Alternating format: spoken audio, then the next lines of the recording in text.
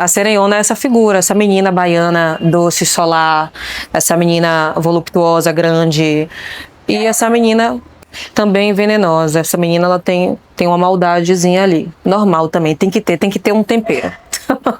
E hoje eu vejo que muitas meninas se sentem representadas em relação a isso, né? Eu vejo que várias meninas me marcam em trends que elas estão... Meninas grandes assim, sabe? Meninas que parecem comigo, meninas cacheadas. E eu me sinto muito orgulhosa disso. Quando eu paro para pensar na Raquel lá de 5 anos, 6 anos atrás, é gratificante. Eu fico orgulhosa, eu fico assustada também com as coisas que aconteceram, porque foram coisas realmente que eu não imaginava que eu iria conseguir acessar, sabe? Ser indicado ao Grammy Latino, né? Todas essas indicações. E é aquela coisa sempre de manter o pé no chão também sobre indicação. Eu levo de uma forma que eu sei que é importante, porque vai abrir espaço para que outras pessoas conheçam a gente, para que outras pessoas saibam do nosso trabalho, mas tento fazer com que isso não seja o meu motor. A música hoje, para mim, é esse espaço onde eu posso brincar, onde eu posso ser quem eu quero ser, onde eu posso falar sobre o que eu quero falar, sabe? Eu me lembro de estar ali e escutar minha mãe no palco cantando versões de Kelly Key em Seresta. Eu acho isso muito engraçado, porque as pessoas falam: ah, você mistura ritmos, isso e aquilo. E eu tive essa referência dentro de casa. Ela fazia versões de Ruge em Seresta. Sabe? Ela não tinha limites, a mulher. Ela misturava de tudo que estava rolando no mundo pop, tudo que pudesse ali funcionar numa batidinha de bachata, uma coisa ela botava no palco. Então eu tenho essa memória muito fresca na minha cabeça. Quando eu paro para fazer um panorama, eu consigo visualizar que muitas coisas aconteceram, muitas coisas boas, coisas que eu não esperava, né? Coisas que a Raquel lá de trás sonhava muito que acontecesse, sabe? Parece que tem muito pouco tempo, né? E às vezes as pessoas conversam comigo sobre como é essa coisa de alavancar assim, de acontecer tanta coisa. E eu, quando paro para pensar, eu lembro que foram muitas camadinhas, sabe? Todos os dias. Eu tô conversando aqui com tu e eu fico lembrando de mim lá em 2020. Sentada no meu quartinho, fazendo as minhas músicas, né? Preparando os meus primeiros materiais. E parece que foi ontem. Mas foi tanta coisa que aconteceu até aqui. Foram tantas águas ali que rolaram. E eu tenho a sensação de que eu não parei de trabalhar.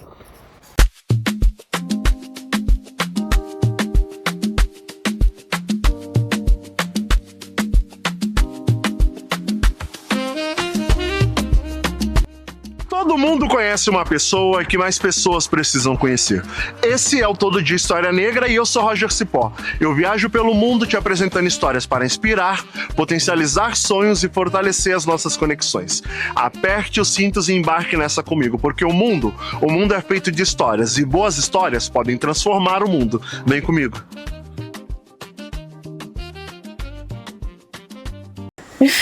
Então, eu me chamo Raquel Reis. Sou cantora, compositora, entre outras coisas no universo da música, porque é muita coisa que acontece que a gente tem que cuidar. Coisas que eu gosto para além do universo musical, né? Além da minha trajetória enquanto cantora. Eu sou uma pessoa muito caseira, eu gosto muito, muito da minha casinha, amo de paixão. Eu gosto de assistir filme, de série, de maratonar, gosto de ler, gosto de ouvir música, gosto de sair para comer. Eu sou uma pessoa que sempre que eu consigo, eu protejo, eu preservo esse tempinho ali para mim, para eu poder recarregar as minhas energias.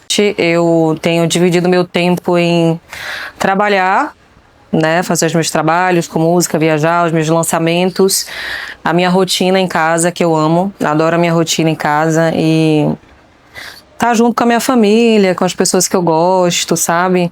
Eu tenho dividido meu tempo nesse sentido. Eu nasci em Feira de Santana, na Bahia, a princesinha do sertão. Nasci em 4 de fevereiro de 97.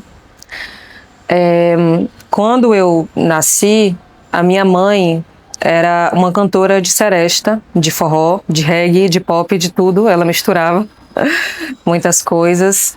E eu peguei essa fase aí da minha mãe, né? Enquanto eu era pequenininha, ela parou de cantar pro mundo, porque minha mãe é evangélica hoje. Ela parou ali quando eu tinha uns 6 anos, mas eu me lembro, eu tinha uns 6, 5 anos, mas eu me lembro das vezes em que eu estive no palco assistindo o show dela. Tipo, eu tenho essa memória, assim, bem fresca na minha cabeça. E eu e minha irmã mais velha. Minha irmã seguiu primeiro do que eu os passos ali de minha mãe com a música. Ela se jogou no barzinho, ela canta desde novinha. Hoje ela é uma cantora de forró. E eu fui um pouco mais relutante, assim. Eu fui uma criança um pouco reservada, um pouco contida, um pouco tímida, um pouco estranha. E eu não me via nessa posição de cantar, né? Eu achava isso uma coisa muito, muito forte. Você tá ali exposta num palco e mostrando as suas músicas. Apesar de achar isso incrível e ter tido essa experiência, né? Ter essa experiência com as mulheres da minha família dentro de casa, eu não me via dessa forma. Mas sempre gostei de brincar com música, sempre gostei ali de flertar com a música. Durante muito tempo assim da minha vida, eu fui relutante sobre cantar, né, profissionalmente, assim.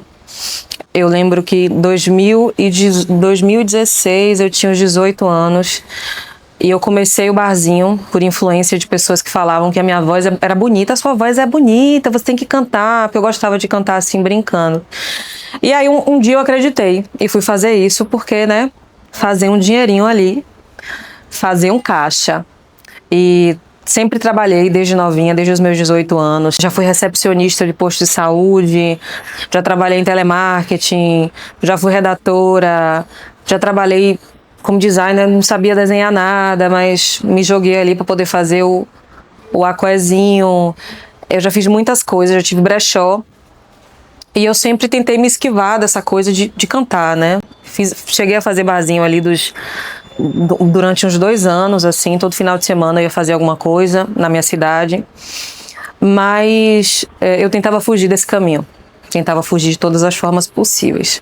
Fiz barzinho de 2018 até 2016 até 2018 eu fiz barzinho. Só que eu não me via como cantora ainda. Eu entendia que aquilo era um bico que eu estava fazendo para poder fazer um dinheirinho a mais. E eu tentava de todas as formas ali me esquivar da música. Muito por não enxergar isso para mim, né? Essa exposição, essa coisa vulnerável, essa coisa de uma possível invasão de privacidade. Sempre me incomodou. E por experiência de dentro de casa mesmo, né? Minha mãe, ela foi essa cantora de seresta, de forró, uma mulher preta, fazendo música na Bahia. E muitas coisas aconteceram com ela que fizeram com que ela conversasse comigo sempre no sentido de vamos com calma, é isso mesmo, né? Tem que estudar também. Ela sempre me influenciou para que eu estudasse. Hoje sou formada em publicidade e propaganda. Então era um caminho que eu não tinha muita vontade assim de seguir profissionalmente, mas que acabei sendo puxada para esse lugar, e muito no sentido do trabalho mesmo, sabe? De ter essa referência das mulheres da minha família ganhando o pão delas de cada dia com a música. A minha irmã desde novinha fazendo barzinho, perdendo noite, sabe? Então a força delas, o trabalho delas me influenciou para que eu também seguisse esse caminho para que eu pudesse trabalhar. Eu lembro que em 2019 eu estava trabalhando como recepcionista de um posto de saúde em Feira de Santana. E eu tive uma perda, né? Eu perdi um amigo. Ele trabalhava comigo na recepção do posto de saúde. A gente falava muito sobre o nosso futuro, o que a gente queria fazer. Ele queria ser jornalista. Eu falava que eu mexia com música, flertava ali com música, mas ainda não estava tão encorajada a seguir o caminho. E tem toda a questão do investimento, tudo que envolve ali você levantar uma carreira. E eu perdi esse amigo. Ele foi assassinado. E isso me marcou muito, muito. Eu lembro que 5 dias depois eu larguei esse posto de saúde. Eu não sabia o que eu ia fazer da minha vida depois. Eu tinha um dinheirinho guardado, né, que eu vinha juntando, mas eu nem podia ter feito aquilo, mas eu saí. E isso mexeu muito comigo para que eu pudesse entender o que é que eu queria fazer da minha vida, sabe? Isso mexeu muito comigo de uma forma que me fez movimentar as coisas, né, para colocar esse sonho para frente, né? Eu comecei ali naquele período, eu já vinha flertando um pouco mais com música, eu já vinha com vontade de escrever as minhas próprias coisas e lançar as minhas próprias músicas, mas eu ainda não tinha essa... Eu não tinha dado esse estalo ainda de fazer isso, sabe? Eu não tinha tido essa coragem ainda de fazer isso. Então, quando eu perdi esse amigo, isso mexeu muito comigo. Eu lembrei do que a gente conversava sobre os planos, o que a gente ia ser no futuro. Saí desse trabalho, não dei tchau pra ninguém. Saí do grupo do Zap, tchau, fui embora. Eu já tava também de saco cheio, eu tava muito, muito mal ali naquele lugar. E nesse mesmo período, eu tinha começado a conversar com um produtor que hoje é muito amigo meu, que é Barro.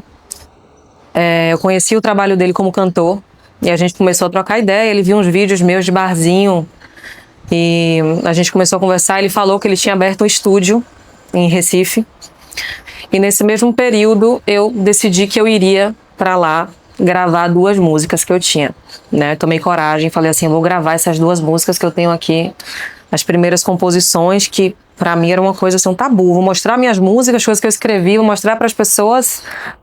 Mas eu lembro desse estalo, assim, que me deu essa coragem para pegar essas músicas, ir lá para Recife e gravar. Gravei Sossego Ventilador, em Recife. Gravei com Barro e Guilherme. Guilherme, que hoje toca comigo, é meu produtor e guitarrista. Lancei essas músicas e de 2020 pra cá eu não parei mais de labutar com música. Ele era muito fofo, ele era um querido, assim. Ele era um querido. A gente teve uma relação muito próxima porque a gente trabalhava ali juntos, né? Era um trabalho meio tenso e a gente estava juntos ali todos os dias. Nós éramos muito próximos, a gente conversava muito, a gente estava ali trabalhando e falando sobre a vida e tudo mais. Ele dividiu muitas coisas comigo. Isso foi o que mais me marcou, né? Ele não poder realizar os sonhos dele. Isso mexeu muito comigo. E eu acho que ele estaria, assim, orgulhoso de mim. Eu me lembro de estar ali e escutar minha mãe no palco cantando versões de Kelly Key em Seresta. Eu acho isso muito engraçado, porque as pessoas falam, você mistura ritmos, isso e aquilo. E eu tive essa referência dentro de casa. Ela fazia versões de Ruge em Seresta.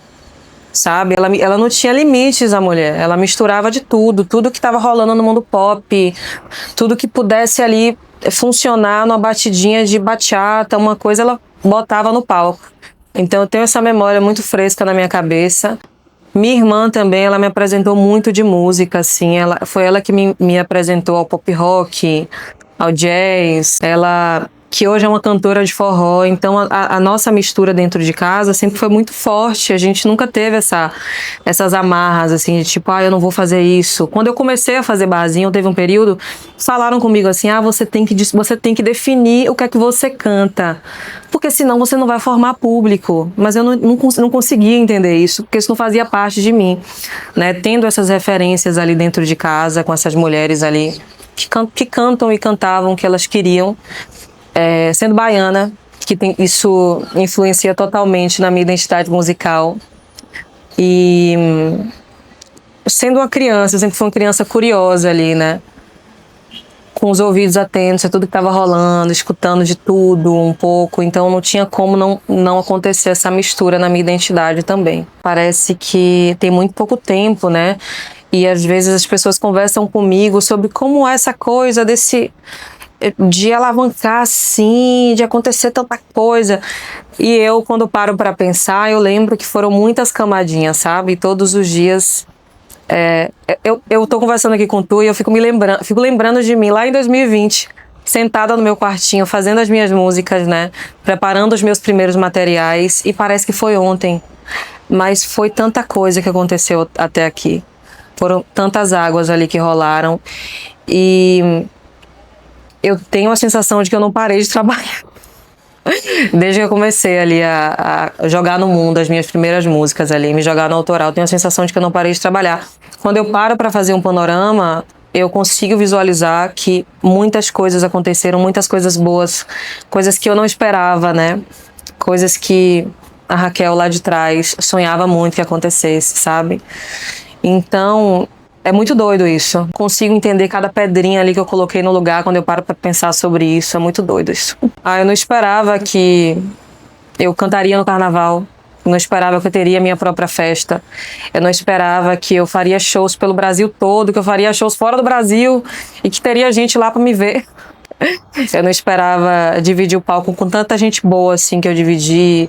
Tanto palco quanto músicas, né? Eu tenho tido essa alegria de poder fazer música com gente que eu sou fã. Realmente, quando eu paro pra pensar na Raquel lá de 5 anos, 6 anos atrás, é gratificante. Eu fico orgulhosa, eu fico assustada também com as coisas que aconteceram, porque foram coisas realmente que eu não imaginava que eu iria conseguir acessar, sabe? Ser indicado ao Grammy Latino, né? Todas essas indicações. E é aquela coisa sempre de manter o pé no chão também sobre indicação. Eu levo de uma forma que eu sei que é importante, porque vai abrir espaço para que outras pessoas conheçam a gente, para que outras pessoas saibam do nosso trabalho, mas tento fazer com que isso não seja o meu motor. A música hoje, para mim, é esse espaço onde eu posso brincar, onde eu posso ser quem eu quero ser, onde eu posso falar sobre o que eu quero falar, sabe? A música me fortalece e me sustenta de todas as formas, porque eu me sinto muito orgulhosa de hoje viver da minha música. Acho que eu só posso resumir nisso, nesse sentido, sabe? A música me sustenta de todas as formas. Aí dá um friozinho na barriga, dá sempre, dá um frio, dá um gelo, uma coisa. Mas quando eu subo no palco eu esqueço tudo. Já aconteceu de estar doente, assim, subir doente, chegar lá e fazer o show, dar tudo certo, né? Eu sinto que eu subo no palco, a conexão ali com a galera, ver as pessoas ali com alegria, me recebendo bem, sabe? As pessoas que saíram de sua casa e estão ali para assistir aquilo, isso dá uma força na gente. Então, dá aquele frio na barriga. Nem sempre a gente tá bem quando a gente vai fazer um show, mas subir no palco revigora tudo. Todo show que eu tenho feito na Bahia, né, de um modo geral, são shows que eu saio com um sentimento... Sabe aquele sentimento de você estar em casa, sabe? De pertencimento, de como as pessoas abraçam a gente, você sentir, poxa, que legal fazer isso em casa, rodando assim a Bahia toda. Subir no palco do carnaval é um friozinho diferente. É um negócio, sabe? Principalmente ali porque a criancinha interior fica lembrando de quando a gente assistia isso na televisão, né? Eu lembro de estar em casa e estar passando as divas do carnaval no trio e estar vendo aquela coisa toda. E de repente a gente está ali naquele papel também. Então isso deixa a gente com uma coisinha, dá um negócio. Eu fiz pequenas apresentações ali em feira, caóticas. Foi muito engraçado, porque eu não sabia, não tinha noção de nada do que eu tava fazendo. Eu só ia pro palco e cantar. Vou lá cantar as músicas. Fiz um show que foi no Área Hall e tava muito cheio. E nesse dia teve Vanessa da Mata, teve Gilsons, e eu super fã de Vanessa da Mata. Foi uma alegria pra mim. E tava muito lotado, a galera tava lá também. Eu tava preocupada, será que eles vieram me ver também? E tinha muita gente que foi me ver. Isso me deixou feliz, assim. Tinha muita gente com energia lá em cima, me receberam muito bem. É um frio a mais, tá? Sabe? É um nervosismo maior, assim, porque você tá em casa, né? Sua família tá ali, seus vizinhos estão ali olhando, a galera vai lá te ver. Então, isso sempre me deixa um pouco afobada, mas foi lindo, foi bem emocionante. E eu me sinto muito feliz, muito realizada com as coisas que eu tenho feito, a forma como eu tenho caminhado, o jeito como eu tenho construído as coisas, o meu universo. Isso me deixa muito feliz, muito orgulhosa. Minha cabeça não para. Eu lancei em abril de 2025 Divina Casca, meu segundo álbum. Depois eu lancei um projeto, um EP, álbum de verão, né, no seu radinho. Lancei, quando foi? Novembro de 2025. Tem algumas coisas pra sair. Tem coisa pra sair. Eu não vou dar spoiler agora, tá? Mas eu tô sempre maquinando. A minha cabeça não para. E a ideia é rodar muito ainda com a Divina Tour. É um show que eu tenho gostado muito de fazer. É muito divertido. É muito bonito. sabe? Eu fico feliz de poder levar esse show com a minha banda completa. É muito, muito especial para mim, muito importante essa conexão com eles. E eu quero rodar muito ainda com esse show. Quero levar minha música para muitos lugares, né? Tenho uma vontade ainda de fazer outra turnê fora do Brasil. Acho muito especial essa coisa de cantar fora, cantando em português. Isso me deixa muito animada.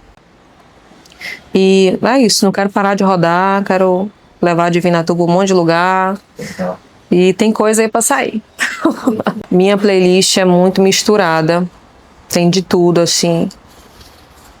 Eu sou de fase também. Tem período que eu tô escutando ali uma coisa mais... Show ali na playlist Malhação 2003. Aí vou lá escutar a playlist Malhação 2003. Deixa eu ouvir um rockzinho aqui, tá? Playlistzinha de MPB, tem um bocado de coisa. Eu gosto muito de Amy Winehouse, eu sou muito fã dela. Eu acho que é minha artista favorita, talvez. Gosto muito de Jorge Benjor. Gosto muito de Céu. Gosto muito de Beyoncé. Gosto muito de George Smith. Eu tenho que passar o olho, porque eu tô aqui tentando capturar aqui mentalmente, porque minha memória é terrível. Mas eu gosto de muita coisa, assim, muita coisa aleatória, sabe? Você entra na minha no meu Spotify, tem de tudo que tu imaginar. E eu sempre gostei ali, pequenininha, de fuçar trilha sonora de filme, sabe? Eu assistia um filme, uma novela, eu ia lá, comprava o CDzinho da novela, ia atrás do CDzinho da novela, buscava qual era a música que tocava no filme X, e aí eu ia salvando. Então eu tenho de tudo, assim. Olhando agora pra minha vida, no momento que eu tô, se eu te falasse que tem sonhos que eu não realizei, seria um pouco linear. Mas a minha vontade é de continuar numa crescente, sabe? Em todos os sentidos ali, tanto na minha carreira quanto na minha vida pessoal. Eu gosto dessa ideia da crescente no meu tempo, sem esbarrar nenhum limite meu. Agora, nesse momento, eu não tenho nenhum sonho para te falar assim, eu não realizei esse sonho, porque eu fico feliz, muito feliz com as coisas que eu construí, que eu tenho construído, sabe? Poder viver da minha música, poder ajudar minha família, poder viver bem da minha música, isso me deixa muito feliz. E poder administrar a minha carreira, isso me deixa mais feliz ainda. Então, eu faço o que eu quero, eu canto o que eu quero, canto do jeito que eu quero, consigo ganhar dinheiro fazendo isso. Então, esses sonhos ali, eles foram realizados. Agora é crescer, assim, as camadinhas, evoluir cada vez mais, porque eu gosto de fazer as coisinhas bonitinhas, sabe? Eu sou perfeccionistazinha, então tô sempre ali na ideia da evolução. Isso me alimenta, assim, todos os dias. Então, esse é meu sonho, né? Evoluir sempre. Minha mãe fica super feliz, super emocionada. Ela me manda mensagem, todo show que ela pode assistir, que tem live, ela assiste. Minha irmã também, minha irmã que trabalha comigo também na minha produção. Ela é muito orgulhosa, ela é muito babona. E eu fico feliz pela felicidade delas também, sabe? Pela história delas, por elas me influenciarem tanto assim na minha música. Minha família são de mulheres trabalhadoras, sabe? Eu até comentei sobre isso uma vez, sobre como elas levaram a música nesse sentido de sustento mesmo, sabe? Eu acho isso muito bonito, porque às vezes a gente tá ali trabalhando, a gente tá ali mexendo com música, as pessoas esquecem que a gente tá trabalhando também, né? Então, elas me inspiraram muito nesse sentido. A liberdade delas me influenciou muito nesse sentido de cantar aquilo que elas queriam cantar, fazer o que elas querem fazer, né? Eu tenho certeza de que elas ficam orgulhosas, assim, com tudo que tem acontecido. É tanto tempo, né, meu Deus, as coisas vão acontecendo, assim, a gente fica... Mas é muito engraçado, porque, Nelsinho... Que foi, meu filho? Eu era uma criança muito tímida, muito esquisita, assim, bem esquisitinha mesmo. Eu não me via de jeito nenhum ali como artista. Na verdade, eu queria que as pessoas não me vissem, né? Eu era muito, muito assim na minha. Não acreditava muito assim que eu poderia, né? Que seria pra mim. Acho que eu diria pra minha Raquelzinha interior, pra que ela... Não sei o que eu diria pra minha Raquelzinha interior. Deixa eu pensar.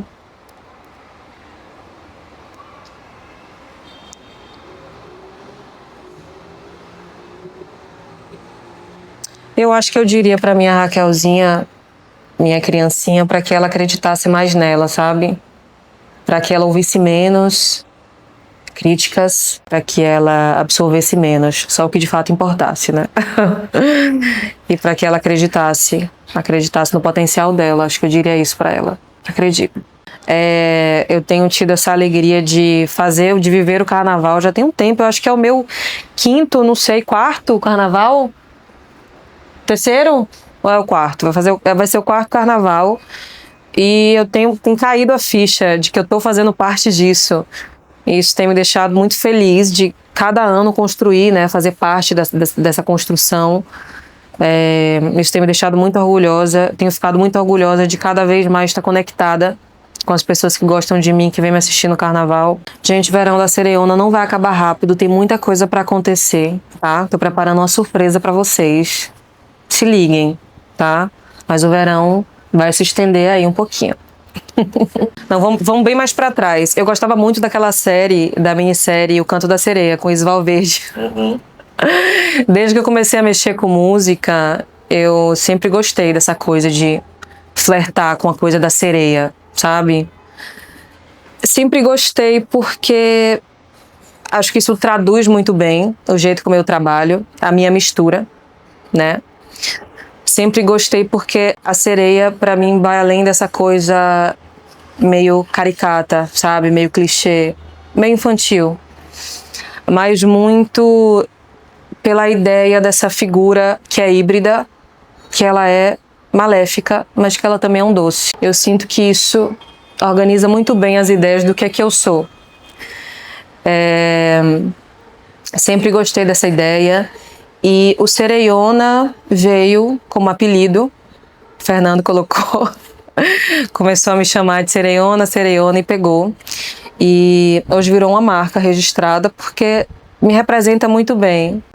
Enquanto fui amadurecendo, fui virando a Sereiona, sabe? Essa coisa dessa menina baiana, voluptuosa, solar, sabe? Mas também com veneno. Tem a maldade ali nela. Então, eu sinto que isso diz muito ali sobre esse universo do que é a Sereiona. Não vi muito dessa coisa, assim. Sempre gostei de flertar com isso. Isso está em toda a minha identidade, até de um jeito natural. Involuntariamente foi acontecendo. E foi ganhando força e foi virando marca, porque hoje representa muito bem a minha figura. E hoje eu vejo que muitas meninas se sentem representadas em relação a isso, né? Eu vejo que várias meninas me marcam em trends que elas estão... Meninas grandes, assim, sabe? Meninas que parecem comigo, meninas cacheadas. E eu me sinto muito orgulhosa disso, assim. Eu sinto que elas se conectam com a ideia da Sereiona. Abraça elas também.